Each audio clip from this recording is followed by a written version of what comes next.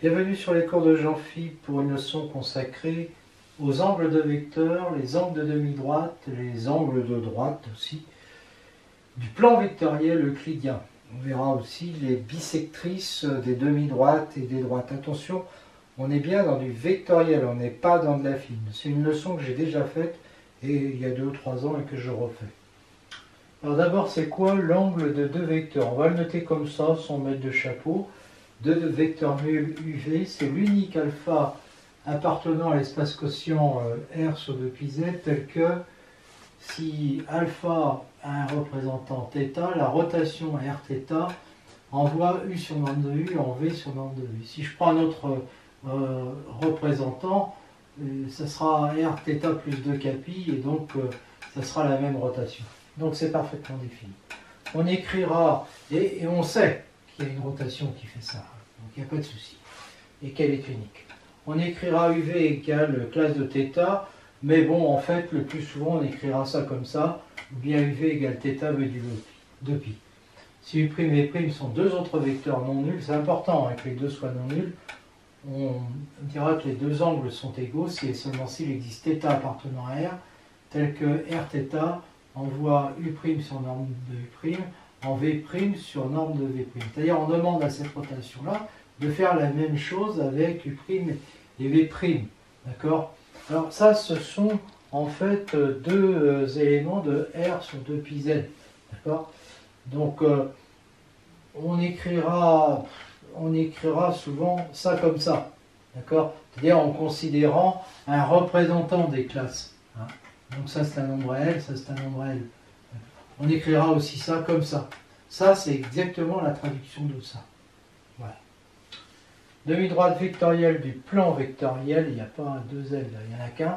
Si U est un vecteur non nul, la demi-droite DU portée par U est DU égale l'ensemble des lambda U, lambda positif. Donc c'est inclus dans la droite engendrée par U. 1.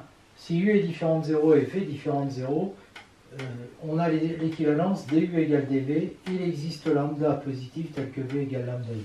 Si u est différent de 0, u sur norme de u est l'unique vecteur unitaire de du. Démonstration 1. Je pars de du égale dv. D'accord? Comme v appartient à dv, il appartient donc à du.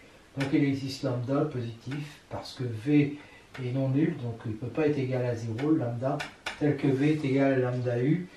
Et donc j'ai démontré ça. Maintenant supposons qu'on ait ça. Supposons V égale lambda U avec lambda positif, prenons W appartenant à dV, il existe mu positif tel que W égale mu V, ce qui fait mu lambda U, mais mu lambda il est supérieur ou égal à 0, donc W appartient à DU, donc dV est inclus dans DU. Et si W appartient à DU, il existe mu positif tel que W égale lambda U, ce qui fait mu sur V, V, et comme mu sur V est supérieur ou égal à 0, on a que W appartient à dV. Donc du est inclus dans dv, comme dv était inclus dans du, elles sont égales. 1 sur norme de u est positif, donc u sur norme de u appartient bien à du. Du est inclus dans u, et on sait que la droite u a deux vecteurs unitaires, d'accord? Et celui-là et celui-là. Donc il est impossible d'avoir moins 1 sur norme de u qui est égal à lambda u avec lambda supérieur ou égal à 0, sinon on aurait ça. Donc 1 sur norme de U est le seul vecteur unitaire de U. Si U est différent de 0 et que Rθ envoie U en V, alors la restriction de R à DU est une bijection de DU sur dV. Démonstration, W appartient à DU, donc il existe lambda positif tel que W égale lambda U. Donc R de W va être égal à lambda RU qui est égal à lambda V.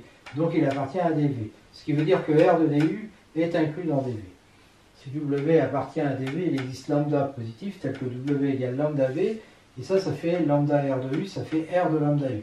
Et lambda U appartient à DU car lambda positif. Donc la restriction de R à DU est une surjection, d'accord, de DU vers dV. Mais comme R est injective, eh bien la restriction va être aussi injective, donc elle va être bijective. Propriété d'ailleurs tout à fait évidente. Dans le plan vectoriel euclidien orienté, si deux vecteurs U et V ont la même norme et que θ appartient à R, dire que UV est égal, l'angle UV est égal à θ modulo 2pi, ça équivaut à dire que la rotation d'angle θ envoie U en V. En effet, UV égale θ équivaut à Rθ envoie U sur norme de U en V sur norme de V. Ça, c'est équivalent à dire que Rθ envoie U en V, puisque R est linéaire, donc on multiplie par norme de U des deux côtés. Comme norme de U est égale à norme de V, on a bien ça. Et dans l'autre sens, on divise par norme de U qui est égale à norme de V. D'où le résultat. Si UV sont deux vecteurs non nuls du plan vectoriel euclidien orienté, alors la droite U est la réunion des demi-droites DU et D de moins U. Et l'intersection de ces deux demi-droites est réduite à 0. Bon, ça c'est évident, hein. La droite U c'est l'ensemble des lambda U, lambda appartenant à R. Ben, il y a les lambda positifs et puis il y a les lambda négatifs. Bon, et puis l'intersection des deux est égale à 0, c'est évident, parce que là il y a des lambda U avec lambda positif, et puis là il y a des moins lambda U avec lambda positif. Donc ça veut dire qu'il y a des lambda U avec lambda négatif, donc l'intersection des deux, c'est 0. U sur norme de U respectivement moins U sur norme de U est l'unique vecteur unitaire de DU, respectivement de D de moins U. Bah, c'est évident parce qu'il n'y a que deux vecteurs unitaires sur la droite. Ils sont tous les deux opposés, donc celui-là il appartient à DU et puis l'autre il appartient à D de moins U. On dit que DU et D de moins U, parfois noté moins DU, ont des sens opposés.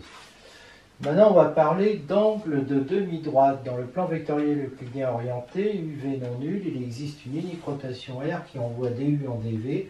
C'est la rotation Rθ qui envoie U sur norme de U en norme de V sur norme de V. Par définition, l'angle DU-DV sera égal à θ et sera égal à l'angle UV.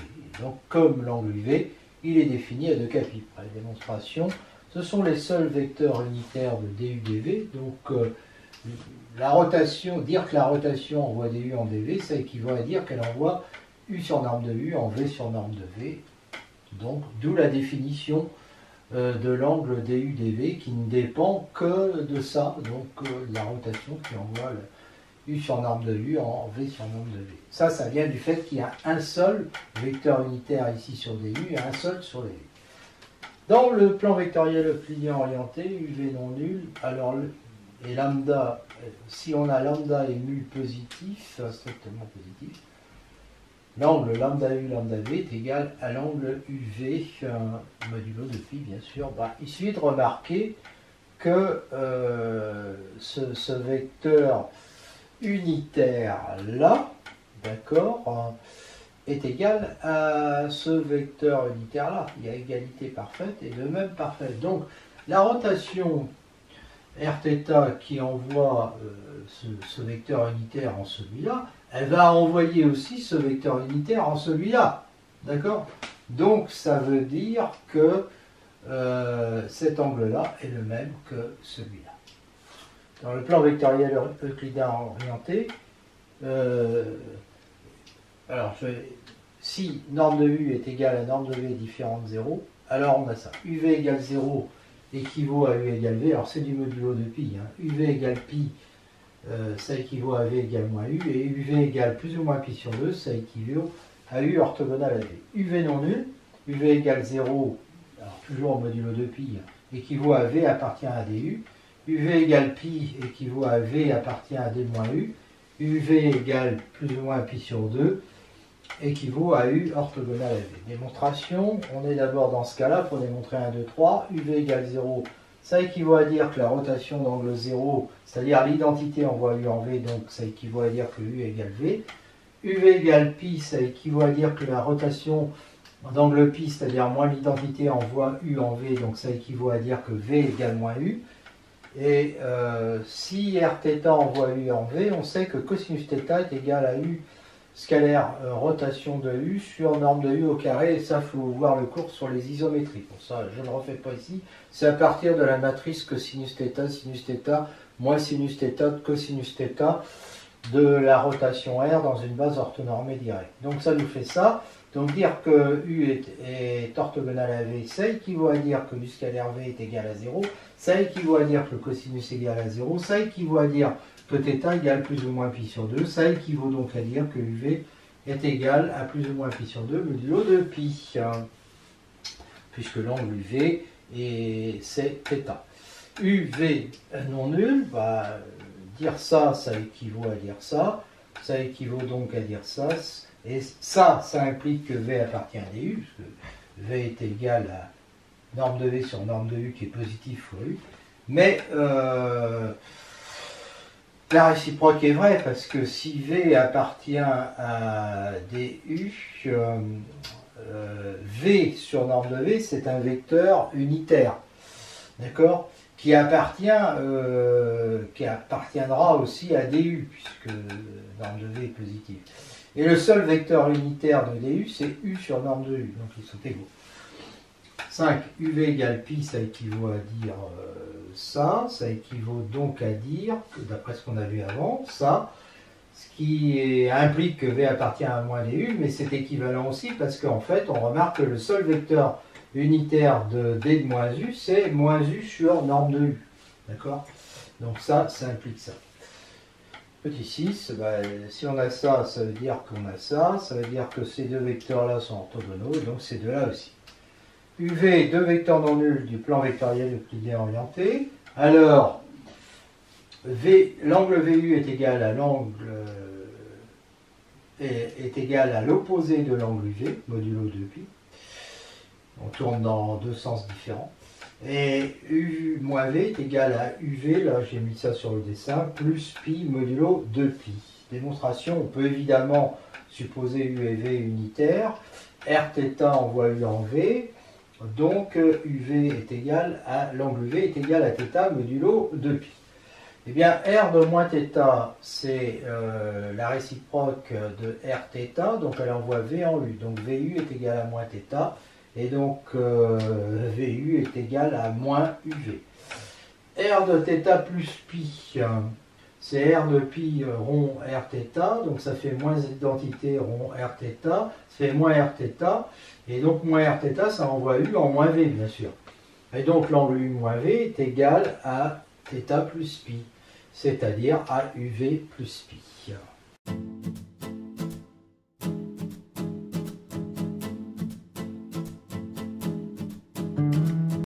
Nous voyons maintenant la célèbre relation de Schall, Michel Schall, mathématicien géomètre, né à la fin du XVIIIe siècle, qui a vécu assez vieux pendant le XIXe siècle, et à qui on doit ce résultat, ainsi que d'autres résultats, notamment en géométrie, essentiellement en géométrie. Quel que soit UVW non nul, angle UV plus l'angle VW est égal à l'angle UW modulo de pi, ça veut dire c'est plus de pi. Et l'angle DU-DV, bah, la traduction, plus l'angle DV-DW est égal à l'angle DU-DW modulo de pi aussi. Démonstration, on a cette rotation d'angle θ qui permet de passer de là à là, rotation d'angle θ' qui permet de passer de là à là, et donc la rotation d'angle θ plus θ' qui permet de passer de là à là. On sait qu'on a ça, qu'on a ça, et donc UW est égal à ça. Et je remplace θ par UV, θ' par VW, c'est terminé. Et donc après, comme on a ça, ça et ça implique l'autre, toujours modulo 2pi. Si UV sont non nuls et que F est une rotation, et sigma une réflexion, on est toujours dans le plan vectoriel orienté, euclidien orienté, alors l'angle que fait F de U, F de V est égal à l'angle UV, modulo 2pi. L'angle sigma U, sigma V est égal à moins UV, modulo 2pi. Donc l'angle que fait F de la demi-droite DU avec F de la demi-droite DV, alors je vais le faire après, F de DU c'est pareil que DF de U, d'accord, voilà. Et donc F de DV c'est pareil que DF de V, mais encore faut-il le dire. Voilà. Donc on va avoir ça va être la traduction, et puis on va avoir ça. Démonstration, on a donc cette rotation qui envoie U sur norme de U en V sur norme de V. La R de F de U sur F de U c'est égal à ça. Et puis comme ça c'est égal à ça, ça fait R rond F de U sur norme de U, mais c'est deux rotations, donc c'est commutatif. Donc ça fait ça, et donc ça fait ça. f de v sur norme de v, et que je peux écrire f de v sur norme de v, mais norme de v c'est norme de f de v. Et donc, l'image par la rotation de ce vecteur-là est égale à celui-là. Donc ça veut bien dire que ça, cet angle-là vaut θ, donc il est égal à UV, et d'où ça. Maintenant, si je prends, là je vais démontrer que on passe en fait de sigma U à sigma V par une rotation d'angle moins θ. Donc il faut que je démontre que R-1 de ça est égal à ça. Donc je m'intéresse à R-1 de sigma U sur sigma U, qui est égal à R-1 sigma U sur norme de U, parce que sigma est une isométrie, est égal à 1 sur norme de U, R-1 rond sigma U, mais R-1 rond sigma, c'est une isométrie, parce qu'on compose une rotation avec... c'est une isométrie négative, pardon. Parce qu'on compose une isométrie positive avec une négative. C'est une isométrie négative du plan, donc c'est une réflexion, donc elle est involutive, et donc R-1 rond sigma moins 1, qui est égal à sigma, moins 1 rond R. Oui, alors ce que je voulais dire, c'est une réflexion donc involutive, donc égale à sa réciproque, et sa réciproque c'est sigma moins 1 rond R, mais la réciproque de sigma moins 1 c'est sigma, puisqu'elle aussi elle est involutive, donc c'est sigma R. Voilà, donc j'ai R-1 de ce truc-là qui est égal à ça, et là je remplace R-1 rond sigma par sigma rond R. Et donc ça fait sigma rond R de U sur norme de U égale sigma de... Eh ben ça c'est sigma, ça c'est V sur norme de V, et donc c'est sigma de V sur norme de V, c'est pareil que norme de sigma de V. Donc je vois que R-1 permet de passer de ce vecteur unitaire à celui-là. Et donc cet angle-là est égal à l'angle de R-1, c'est-à-dire moins θ, qui fait moins UV. Et ensuite j'ai le passage de mes droites. Donc on a utilisé que si f est une isométrie, f de du est égal à d de f de u. Alors d'abord, ce qu'on peut remarquer, c'est que f est une isométrie, u c'est un vecteur non nul, donc f de u, lui aussi, il est différent de 0. Hein. D'accord ? Alors, si x appartient à du, x est égal à lambda u, lambda positif, donc f de x égale lambda f de u, qui appartient à d de f de u. Donc f de du est inclus dans df de u. Donc je peux parler de df de u parce que f de u, justement, est différent de 0. Réciproquement, y appartient à df de u implique y égale lambda f de u, avec lambda positif, et du coup ça fait f de lambda u, et lambda u appartient à du. Donc y appartient à f de du. Donc d de f de u, hein, la demi-droite dirigée par f de u, est inclue dans l'image de la demi-droite du. Et donc ces deux inclusions nous disent que l'image de la demi-droite du est égale à la demi-droite engendrée par f de u. Dans le plan vectoriel euclidien orienté, on a deux vecteurs u et v de même norme, non nuls. On appelle θ leur angle, d la droite portée par u, delta la droite portée par v. Alors sigma d rond sigma delta rond sigma d est une rotation, et la rotation d'angle de θ. Alors donc j'ai uv, l'angle fait θ, et puis j'ai t, et ici j'ai delta. Voilà. Démonstration. UV est égal à delta, et norme de U est égal à norme de V, donc U est envoyé en V par la rotation d'angle delta. Soit U', image de U par sigma delta. Norme de U' est donc égale à norme de U. VU', c'est sigma delta de V, sigma delta de U. Donc, on sait que ça fait moins VU, c'est-à-dire UV, c'est-à-dire θ. Ça, c'est modulo de pi. Alors. Donc, UU' est égal à UV plus VU'. Là, j'ai donc θ. Et donc, évidemment, ça va nous faire 2θ. Et norme de U est égale à norme de U'. Donc, la rotation d'angle de θ transforme U en U'. Sigma delta rond sigma d est une rotation parce que c'est le produit de deux isométries. Et U, deux isométries négatives du plan, pardon, deux réflexions. Et U appartient à D est envoyé par sigma d en U. qui est envoyé par sigma delta en U'. Donc sigma delta rond sigma d de U est égal à U'. Mais comme U est égal à U' en norme, il y a une seule rotation qui envoie U en U'. Et là, je me retrouve avec 2. Ça veut dire qu'elles sont égales. Voilà. D'où le résultat. Propriété suivante, si norme de U égale norme de V égale norme de W, c'est différent de 0, UV égale VW égale delta, delta égale la droite portée par V, alors sigma delta de U est égal à W. Démonstration, je pose D la droite portée par U. Alors sigma, d'après ce qu'on a vu avant, sigma delta rond sigma D est égal à la rotation d'angle de θ.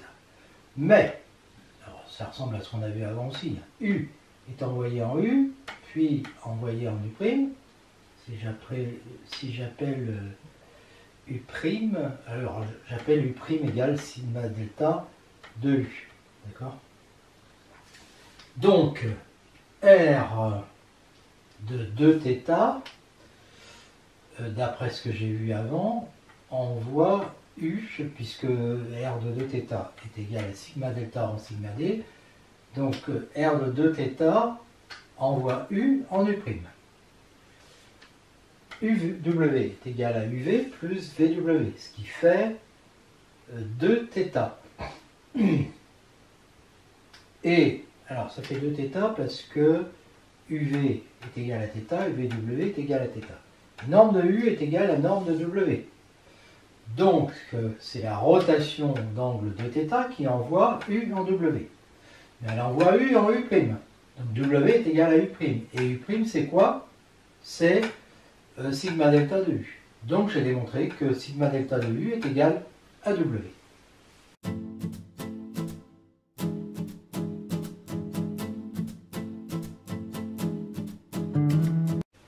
Dans le plan vectoriel euclidien orienté, si U1 et U2 sont des vecteurs non nuls qui engendrent les droites D1, D2, et si leur angle est égal à θ modulo de π, alors la réflexion par rapport à D2 rond réflexion par rapport à D1 est égale à la rotation d'angle de θ.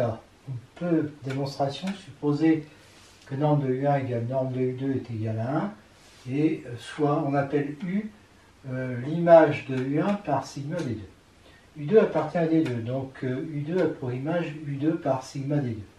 Donc U de U est égal à sigma D2 de U2, sigma D2 de U1, donc égal à moins U de U1 égale U1 U2 qui fait θ. Donc U de U est égal à θ. Sigma D2 rond sigma D1, c'est le produit de deux isométries négatives, donc c'est une isométrie positive, donc c'est une rotation.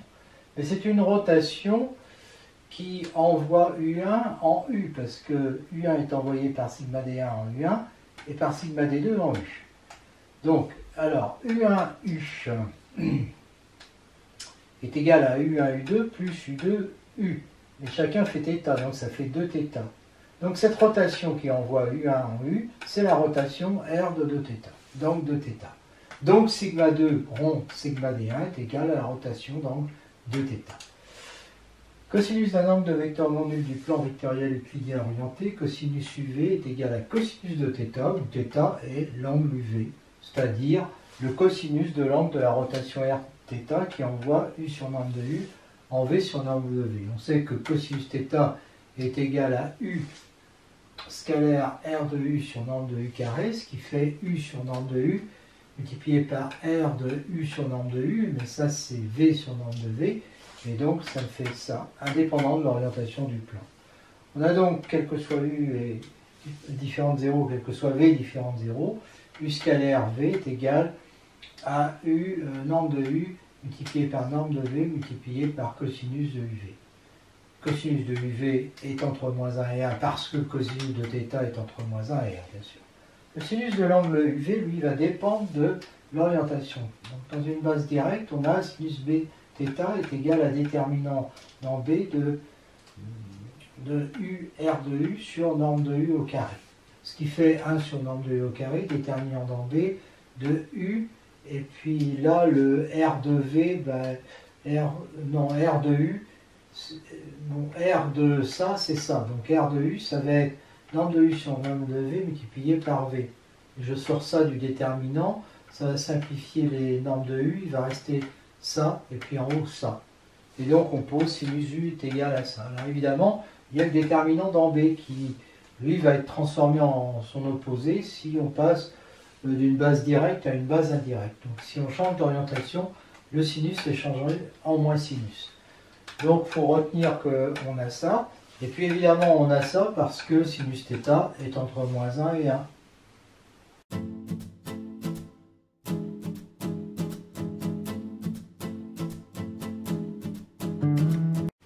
Dans le plan vectoriel euclidien orienté, soit deux demi-droites DU1, DU2. On appelle bisectrice de l'angle DU1, DU2 toute demi-droite DU telle que DU1, l'angle DU1, DU est égal à l'angle DU, DU2 modulo 2π. Il existe exactement deux bisectrices si DU est l'une d'elles, l'autre est D' égale D de moins U que l'on notera moins DU. Bon, ben, le dessin c'est celui-là. On peut prendre U1 unitaire par exemple, U2 unitaire. Hein. Donc DU1, DU2, et voilà la bisectrice. U1, U2 est égal à θ, la rotation d'angle θ transforme U1 en U2. Si DU convient, on choisit une norme de U égale 1. La rotation petit r transforme DU1 en DU, donc U1 en U. Et DU1, DU égale DU, DU2, donc R transforme DU en DU2, donc U transforme en U2. Là, parce que DU convient. Hein. U transforme en U2. Donc R rond R transforme U1 en U2, mais grand R transforme en U1 en U2, et donc comme il y a unicité de la rotation, eh bien grand R est égal à petit r rond petit r, et on sait que les rotations petit r vérifiant ça sont au nombre de 2 et que ce sont celles-là. Donc il suffit de vérifier que ça marche avec ça. Si U est égal à Rθ sur 2 de U1, Rθ sur 2 de U est égal à Rθ sur 2 de Rθ sur 2 de U1, ce qui fait Rθ de U1, ce qui fait U2. Donc U1U est égal à U2 égale θ sur 2, modulo de π, et donc j'ai bien ça. De même, si je prends celle-là, eh bien je vais avoir ça, et donc j'aurai ça. De plus, Rθ sur 2 plus π de U1 est égal à Rθ sur 2 rond R de π de U1, mais ça fait moins l'identité de U1, et donc ça fait moins Rθ sur 2 de U1 égale moins U. Donc dV est égal à D de moins U, ce que j'ai décidé d'appeler moins DU, d'où le résultat. Voilà. Avec les notations précédentes, en supposant norme de U1 égale norme de U2 et U2 différent de moins U1, donc W égale U1 plus U2 différent de 0, alors les bisectrices DU1, de DU1, DU2 sont DW et D moins W. Là j'ai noté W qui est la somme des deux, et donc là j'ai DU. DU égale DW. Démonstration, il existe une unique rotation sigma D qui envoie U1 en U2, sigma rond sigma, sigma D rond sigma D est égal à l'identité, donc sigma D de U2 va être égal à U1. Sigma D de W, c'est sigma D de U1 plus sigma D de U2, ce qui fait U2 plus U1 égale W, donc W est sur l'axe de la réflexion. WU2 est égal à sigma D de W, puisque W c'est sigma D de W, et U2 c'est sigma D de U1. Et ça fait moins WU1, c'est-à-dire U1W, d'après la remarque qui suit. Donc U1W est égal à WU2, ce qui veut dire que l'on a ça, et DW est une bisectrice. L'autre est donc ça. Remarque UV est deux vecteurs non nuls, alors VU est égal à moins UV modulo 2π, et DVDU est égal à moins DUDV modulo 2π. Démonstration, j'applique la relation de Schall qui me donne un angle nul ici, et donc, parce que c'est l'identité qui transforme U en U, et donc son angle c'est 0, et donc VU est égal à moins UV modulo 2π, ce qui veut dire la même chose pour les demi-droites.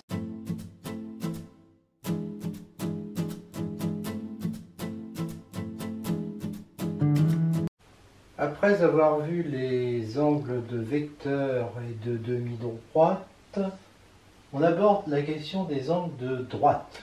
D et D' sont deux droites du plan vectoriel euclidien orienté. Alors il existe deux rotations qui envoient D en D'. Si Rθ est l'une d'elles, donc une rotation d'angle θ, l'autre c'est la rotation d'angle θ plus π. Alors ça c'est la rotation d'angle π composée avec la rotation d'angle θ. La rotation d'angle π c'est moins l'identité, donc ça fait moins Rθ. Par définition, l'angle DD', ça sera la classe de θ. d'accord, dans R sur pi z. Et donc c'est la même que la classe de θ plus pi. Donc en pratique, on prendra un représentant θ et on écrit dd' est égal à θ modulo pi ou dd' égale θ plus kpi. On a donc bien dd', dire que dd' est égal à θ, ça équivaut à dire que la rotation d'angle θ envoie d en d'. C'est pas la seule. Il y a aussi la rotation d'angle θ plus pi. De plus, si on change l'orientation du plan, ben on sait que θ est changé en moins θ. Démonstration, on prend deux vecteurs unitaires u, donc u sur d, u' sur d'. Il existe une rotation rθ qui envoie u en u', donc d en d', parce que r est un automorphisme. R de pi plus θ est égal à moins rθ, envoie u en moins u', donc r de pi plus θ envoie aussi d en d'. Ce sont les seuls parce que si une rotation envoie d en d', donc elle envoie u soit en u', soit en moins u'. On a ces propriétés-là, l'angle dd' égale 0 si et seulement si d égale d', l'angle d'd' égale l'opposé de l'angle dd', modulo pi, tout ça c'est modulo pi. Dd' égale pi sur 2 modulo pi équivaut à t perpendiculaire à d', orthogonal à d'. Démonstration. dd' égale 0 équivaut à cette rotation envoie d en d', ce qui équivaut à l'identité, ce qui équivaut à d' égale d. dd' égale θ.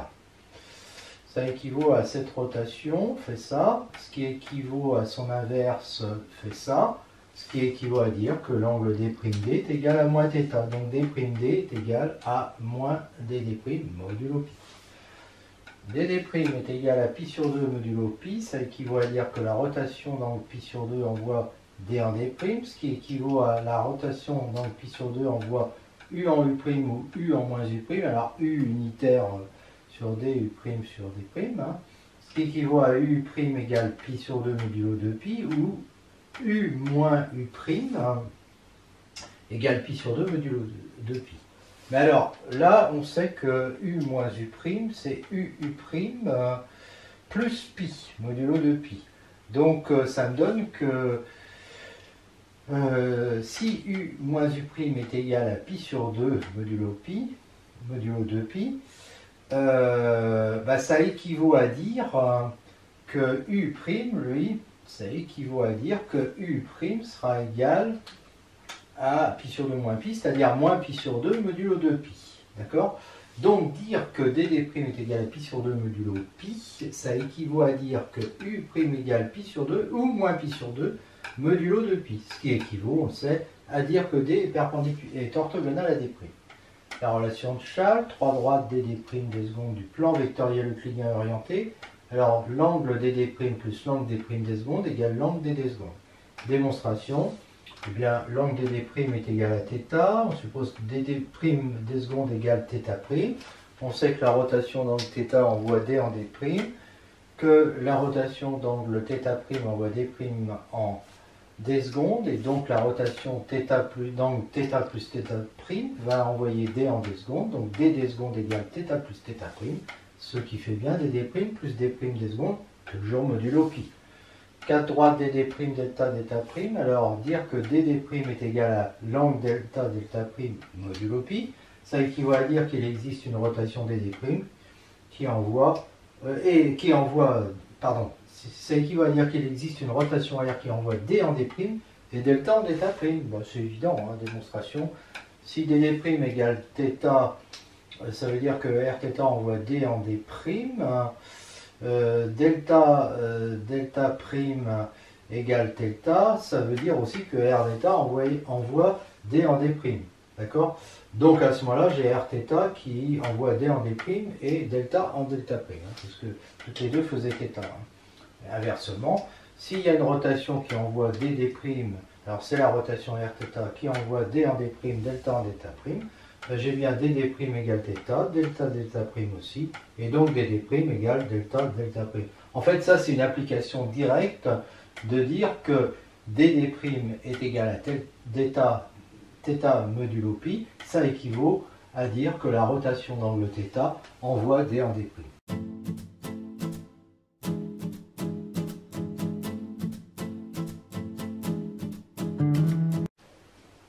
Remarque dans le plan vectoriel euclidien orienté, deux vecteurs UV non nuls, les droites DU, DV engendrées par U et V. UV égale θ modulo de pi implique que l'angle DU-DV est égal à θ modulo pi, et DU-DV égale θ modulo pi implique que UV est égal à θ ou à θ plus pi modulo pi. En fait, ça vient de la définition, mais on peut éventuellement leur démontrer en prenant deux vecteurs unitaires sur les droites. Dans le premier cas, UV égale θ, donc la rotation dans le θ transformée en V, donc elle transforme DU en DV, donc DU-DV est égal à θ. Dans le deuxième cas, DU-DV est égal à θ, donc Rθ transforme DU en DV, donc elle transforme U en V ou en moins V. Donc UV égale θ où U moins V est égal à θ, mais dans ce cas-là, UV est égal à pi plus θ. Dans le plan vectoriel euclidien orienté, on définit la notion de bisectrice de deux droites.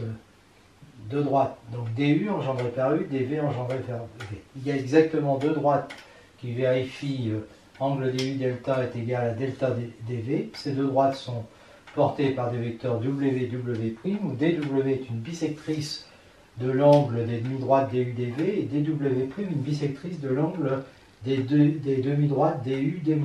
J'ai fait un petit dessin classique. Et en fait, ces deux droites sont orthogonales. Démonstration, on peut choisir UV unitaire, DU delta est égal à delta dV, donc il existe une rotation Rθ qui envoie DU en delta et delta en dV, soit W égale R de U.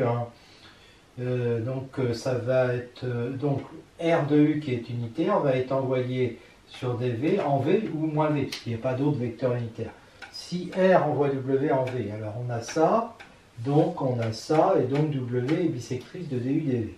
Si R envoie W en moins V, alors on a W moins V égale θ égale UW, donc on a ça, et donc dW est bisectrice de DU d moins V. Réciproquement, si on considère la demi-droite DW bisectrice de DU dV, alors DU dW égale DW dV, donc UW est égal à WV, donc la rotation dans le θ, si j'appelle ça θ, transforme UW et W en U, donc elle va transformer DU en DW, DW en DV, donc on aura ces égalités avec les angles, et donc DW est une bisectrice de DU dV. Si DW' est une bisectrice de DU moins DV, ben on fait pareil, enfin moins DV c'est pareil que D moins V. UW' va être égal à W' moins V égale à angle θ'. Donc la rotation d'angle θ' transforme U en W', W' en moins V. Donc R de θ' transforme DU en DW', et DW' en D moins V, mais c'est pareil que DV. Donc DU dW' est égal à DW' dV, et donc DW' est une bisectrice de DU dV. Bon, donc les bisectrices de DU dV sont bien les droites DW, DW', où DW est bisectrice de DU dV, et DW' bisectrice de DU d moins V. Alors maintenant, on va montrer qu'elles sont perpendiculaires, enfin orthogonales. UW est égal à WV modulo de pi, donc, et UW' est égal à W' moins V modulo de pi. Moins V, V, relation de Chasles. D'accord? Et ça, moins VW', c'est pareil que W'. D'accord? Donc ça fait W' plus W'. UW, il est égal à WV. Donc ça fait plus 2 W. Donc ça nous en fera 2, et je mets en facteur. Et là, je rapplique Chasles. Ça fait 2 W', W. Alors là, on est dans du modulo de pi, donc plus de kpi. Je divise tout par 2 et je renvoie de l'autre côté. W' est égal à pi sur 2 moins kpi. Et donc, ça, suivant que... Alors, si k est pair, ça fait pi sur 2, et si k est impair, ça fait moins pi sur 2 plus de kpi. Donc, ça fait plus ou moins pi sur 2 plus de kpi. Donc, W est orthogonal à W', et donc dW est orthogonal à dW'. Donc, au passage, ça fait bien deux bisectrices, puisqu'elles sont orthogonales, ça fait deux droites. Remarque, dans le plan vectoriel euclidien orienté, on se donne deux droites portées par les vecteurs U et V. Si une droite delta est bisectrice de DU dV, l'autre bisectrice est l'orthogonale de delta. Ça, c'est évident. Si du égale dv, alors les bisectrices de du-dv sont du et son orthogonale. Ça c'est évident aussi, parce que du égale 0, et du-dv est aussi égal à 0, puisque v, du et dv sont confondus. Donc on a, et que l'identité, ben, ça fait, c'est un angle 0. Donc j'ai l'identité qui envoie du en dv, dv en du, donc du est bien la bisectrice de du-dv. Alors l'autre, c'est forcément l'orthogonale. C'est la troisième qui est plus délicate. Si du est différente de dv et que norme de u est égale à norme de v, alors les bisectrices de du-dv sont la droite portée par e plus v, la droite portée par u moins v. On a vu que dw est une bisectrice de du-dv si et seulement si la demi-droite portée par w est bisectrice de du-dv ou du moins dv, c'est-à-dire d moins v. Donc, comme on a ça et que ça c'est différent de ça, parce que du est différent de dv, on a vu avec les demi-droites que si on pose a égale u plus v, les bisectrices de du-dv sont da et d moins a. Donc dw bisectrice de du-dv, ça implique que dw égale da ou d moins a. D'accord? Ce qui implique que la droite dw est égale à da. Voilà. Donc dans ce cas-là, dw égale da. Et ici, si on a ça, alors on a ça parce que u est différent de v, parce que l'on a ça. Donc on a vu à ce moment-là que b égale u plus moins v égale u moins v, implique que les bisectrices de 2u et de moins dv sont db et d moins v. Donc dw bisectrice de ça implique dw égale db ou moins d moins b, mais de toute façon dans tous les cas, dw sera le même, ça sera db. Donc dw égale da ou db. On a bien da qui est perpendiculaire orthogonale à db, parce que a moins b, a scalaire b, pardon, c'est ça, parce que norme de u est égale à norme de v. Donc on retrouve bien les deux droites da et db. On a bien les deux droites. Dans le plan vectoriel euclidien orienté, deux vecteurs non nuls. Alors, 1. Si du-dv égale θ modulo 2π, alors dw, demi-droite, bisectrice de l'angle des demi-droites du-dv, équivaut à dire que du-dv égale θ sur 2 ou θ sur 2 plus π modulo 2π. Et puis, on a la même chose pour les droites. dw bisectrice de ça équivaut à du-dw égale θ sur 2 ou θ sur 2 plus π sur 2. Mais là, on est dans du modulo π puisqu'on est avec des droites. Démonstration. dw bisectrice de ça, ça équivaut à du-dw égale dw-dv.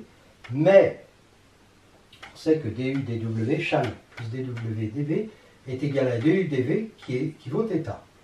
Donc, ça, du coup, ça va être équivalent à dire que 2 du-dw est égal à θ, modulo de π, c'est-à-dire ça, c'est-à-dire ça. Et ça, suivant la parité de π, s'il est pair, ben, ça donne θ sur 2, s'il est impair, ça fait θ sur 2 plus π. dw, la droite maintenant, bisectrice de ça, ça équivaut à dire ça, mais on a ça. D'accord? On a ça, alors qui est égal à θ, et donc c'est pareil. Cette équivalence-là est équivalente à 2 du-dw est égal à θ modulo π. Donc, ça équivaut à dire que du-dw est un θ sur 2 plus k sur 2 π. Alors là, ça donne quoi ça? Ça donne que si k est pair, ça nous fait θ sur 2 plus mπ, donc θ sur 2 modulo π. Donc on va retrouver le premier cas, je ne sais plus où j'ai écrit, là. Et le deuxième cas, eh bien ça nous donne ça, ce qui fait θ sur 2 plus π sur 2, modulo π, et je retrouve le deuxième. Dans le plan vectoriel euclidien orienté, on se donne deux droites des deltas, d' égale sigma delta de d, alors d delta est égal à delta d', modulo π bien sûr. Donc delta est une bisectrice de d'. Prends u appartenant à d, non nul, v appartenant à delta, norme de v égale norme de u, uv, on l'appelle dans uv θ, et on sait qu'alors sigma delta rond sigma d est égal à r de 2θ, on l'a démontré. U appartient à d est transformé par sigma delta en u', qui appartient à d', et qui aura la même norme que u. qui appartient à D' à cause de ça. U' est égal à sigma delta rond sigma D de U, parce que sigma D de U ça fait U, égale donc à R de θ de U. Donc U' est égal à 2θ. Donc D' est égal à 2θ. 2θ est égal à U' est égal à UV plus VU', donc est égal à θ plus VU', donc VU' est égal lui aussi à θ. Donc Rθ transforme V en U' parce que norme de U' est égale à norme de U égale d'ailleurs norme de V. Donc delta D', parce que ça c'est sur delta, ça sur D', est égal à θ. Par ailleurs, on a ça, donc D delta, ça de ça, on en déduit que Rθ envoie U en V, et donc D delta est égal à θ. Donc j'ai D delta qui est égal à delta D'. Donc delta est bien la bisectrice de D'. Dans le plan vectoriel euclidien orienté, c'est la réciproque. En fait, trois droites D delta D', telles que delta est bisectrice de D', alors sigma delta de D est égal à D'. J'appelle D secondes égale sigma delta de D, alors D delta est égal à delta D secondes d'après ce que j'ai démontré avant. Mais ici, comme delta est bisectrice de D', D delta est égal à delta D'. Donc de ces deux choses-là, j'obtiens qu'on a ça. Après, j'applique Chal, D' D secondes égale D' delta plus delta D secondes. Delta D secondes, je le remplace par delta D'. Donc ça me fait D' égale 0. Donc D' est égal à D secondes. Et comme D secondes c'était sigma delta de D, eh bien D' égale sigma delta de D. Conclusion, si D et D' sont deux droites du plan, il y a exactement deux droites delta telles que sigma delta de D est égal à D', ce sont les bisectrices de D'. Parce qu'on a démontré ça et qu'on a démontré ça.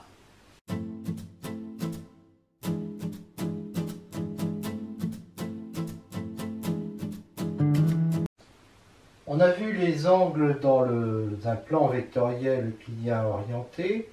Essayons de voir maintenant ce qui se passe dans un espace vectoriel euclidien orienté, mais de dimension 3.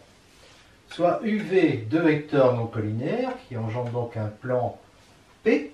On sait que W est égal à U vectoriel V est différent de 0 parce qu'ils ne sont pas collinaires, et que W appartient à l'orthogonale de P que j'appelle la droite D.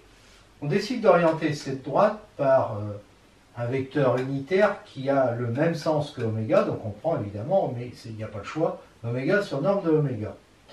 Et, alors je dirais W ou oméga, hein, vous avez vu.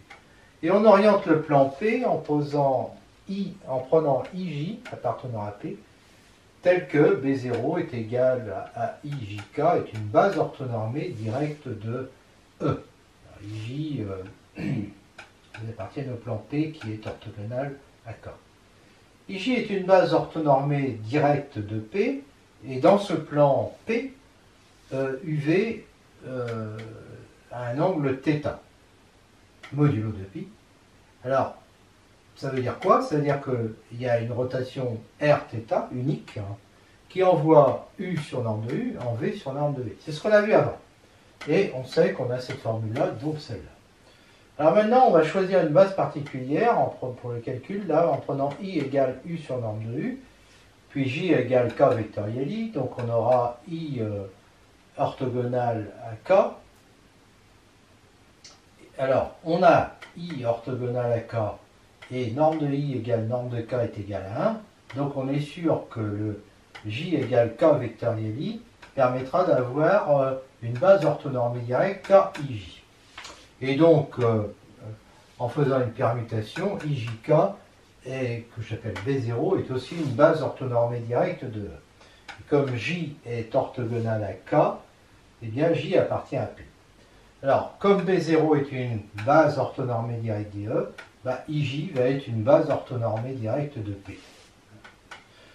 Alors, si je prends la rotation grand R, qui est l'identité sur, et c'est pas sur E, mais c'est bien sur D, et la rotation Rθ sur P, elle a pour matrice ça, d'accord, dans B0, Et I, comme c'est le premier élément de la base, il a pour coordonnées 1, 0, 0. Alors I, c'est U sur norme de U. Et il envoie la rotation R, l'envoie en V sur norme de V, qui va donc avoir quoi comme coordonnées? Ça, appartient à P. Et I vectoriel V sur norme de V, je fais ça vectoriel ça, donc première coordonnée nulle, seconde nulle, et dernière sinus θ.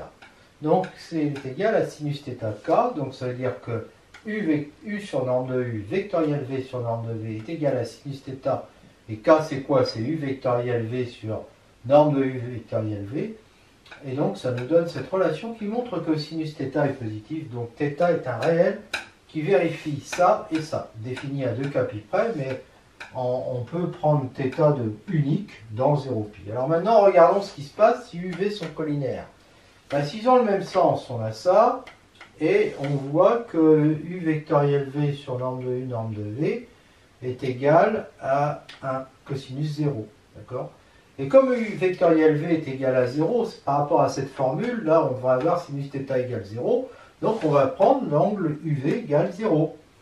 Et s'ils ont des sens différents, je vous laisse vérifier le calcul, mais on trouve moins 1 qui est égal au cosinus pi, et là aussi, U vectoriel V est égal à 0, et sinus pi, il est égal à 0, il est aussi positif, hein.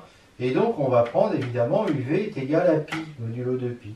Donc la conclusion de tout ça, c'est que quand on a deux vecteurs UV non nuls dans l'espace, on pose angle UV est égal à θ, déterminé à 2 capi près, par ces deux formules. Par cette formule, cosinus θ égale U scalaire V sur norme de U, norme de V, avec, en imposant sinus θ supérieur ou égal à 0. Alors, le plus souvent, c'est vrai qu'on va choisir θ dans 0 pi, puisque il y a un unique réel θ dans 0 pi qui vérifie, c'est-à-dire dans 0 pi, ça c'est automatiquement vérifié. Ensuite, il y a un unique qui vérifie ça. On va terminer ce chapitre sur les angles.